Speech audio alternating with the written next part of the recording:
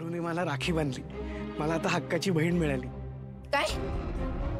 तुम्हाला पण ती भिकारडी मुलगीच मिळाली होती? दिशा प्लीज, पारू बद्दल असं बोलू नकोस। तुम्हाला आवडत नाहीये म्हणून तिला भिकारी नाही म्हणणार, आणि तसंही तुम्ही आणि तुमची ती सर्वंट बहीण, मला तिचा काडीचंही काही घेणं देणं नाहीये, ठीक आहे? असो, तुम्हाला काय हवं होतं? तुम्ही शोधत होतात ना काहीतरी?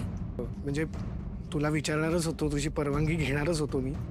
त्याचं काय झालं ना की आता तिला गिफ्ट द्यायला माझ्याकडे काहीच नव्हतं।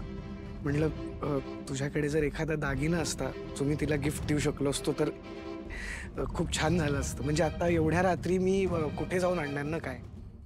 जिथे बघावं तिथे ही पारू आहेच। माझं आयुष्य डिस्टर्ब करायला बसली ही। एकतर त्या कॉम्पिटिशन मध्ये विनाकारण माझ्या अगेन्स्ट येऊन उभी राहिली, आणि आता तर माझ्या मूर्ख नवऱ्याला पण स्वतःच्या बाजूने वळवते।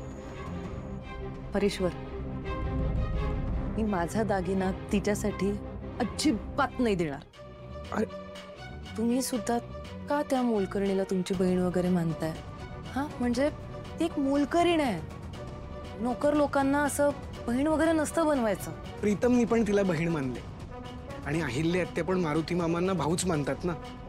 आणि या भावा बहिणीच्या नात्यांमध्ये हे असले नोकर मालक असे भेदभाव कशाला करायचे? परेश्वर, तुम्ही आता त्या पारूसाठी मला नाते शिकवणार आहात का?